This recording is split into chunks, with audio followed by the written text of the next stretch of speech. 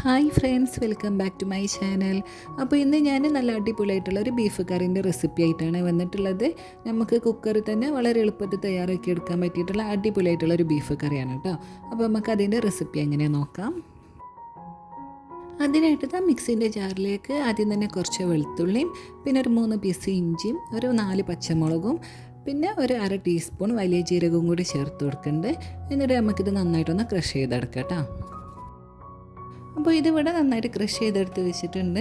ഇനി നമുക്കൊരു കുക്കർ അടുപ്പത്ത് വെച്ച് ചൂടായി വരുമ്പോൾ അതിലേക്ക് കുറച്ച് വെളിച്ചെണ്ണ ഒഴിച്ച് കൊടുക്കാം. അപ്പോൾ ഈ ഒരു കറിക്കൊക്കെ വെളിച്ചെണ്ണ എടുക്കണതാണ് കേട്ടോ കൂടുതൽ ടേസ്റ്റ് കിട്ടുക.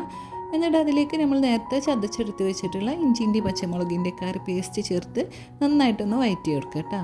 അതിൻ്റെ ആ പച്ച സ്മെല്ലൊക്കെ മാറി വരുന്നവരേക്കും നന്നായിട്ടൊന്ന് വഴറ്റിയെടുക്കണേ.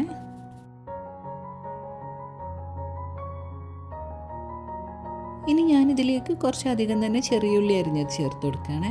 അപ്പോൾ ഇത് ഏകദേശം ഒരു 1/2 കപ്പിലും കൂടുതലായിട്ടുണ്ട് കേട്ടോ, 1/4 കപ്പിൻ്റെ അടുത്തൊക്കെ ആയിട്ടുണ്ട്. അപ്പോൾ കുറച്ചധികം തന്നെ ചെറിയുള്ളിയൊക്കെ ചേർത്ത് കൊടുത്താൽ കറിക്ക് ഒരു പ്രത്യേക ടേസ്റ്റാണ്. പിന്നെ കറിയൊക്കെ ഒന്ന് കുറച്ച് തിക്കായിട്ട് കിട്ടും കേട്ടോ.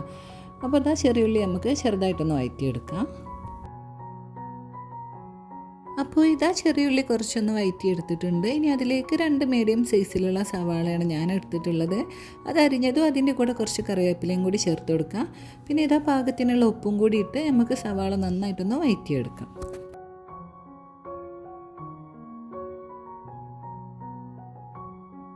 അപ്പോൾ സവാള നന്നായിട്ടൊന്ന് വഴറ്റിയെടുത്തിട്ടുണ്ട്. ഇനി അതിലേക്ക് പൊടികൾ ചേർത്ത് കൊടുക്കുക. അപ്പോൾ ആദ്യം തന്നെ 1/4 ടീസ്പൂൺ മഞ്ഞൾപ്പൊടി ചേർത്താണ്. പിന്നെ 1.5 ടേബിൾ സ്പൂൺ മുളക് പൊടി, 2 ടേബിൾ സ്പൂൺ മല്ലിപ്പൊടിയും 1/2 ടീസ്പൂൺ കുരുമുളക് പൊടി, 1/2 ടീസ്പൂൺ തന്നെ ഗരം മസാലപ്പൊടി.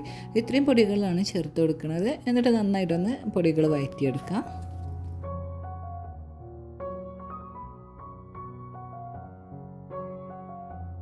ഇനി നമുക്കിതിലേക്ക് തക്കാളി ചേർത്ത് കൊടുക്കാം. അപ്പോൾ ഞാനിപ്പോൾ 2 ചെറിയ തക്കാളിയാണ് എടുത്തിട്ടുള്ളത്.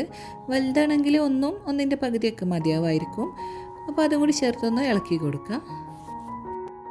അപ്പോൾ ഇതാ ഞാനിവിടെ 1 കിലോന് ബീഫ് നന്നായിട്ട് കഴുകി വൃത്തിയാക്കി വെച്ചിട്ടുണ്ട്. അപ്പോൾ ഞാനിപ്പോൾ കുറച്ച് എല്ലോട് കൂടിയിട്ടുള്ള പീസൊക്കെ എടുത്താണ് കേട്ടോ. കറിക്കൊരു പ്രത്യേക ടേസ്റ്റാണ് കേട്ടോ കുറച്ച് എല്ലിൻ്റെ പീസുകളൊക്കെ ഉണ്ടാകുമ്പോൾ. അപ്പോൾ നമുക്കത് മസാലയിലേക്ക് ഇട്ട് കൊടുക്കാം. ഇനി നമുക്കിത് നന്നായിട്ടൊന്ന് ഇളക്കി കൊടുത്ത് ബീഫൊക്കെ മസാലയിൽ മിക്സാക്കി എടുക്കാം.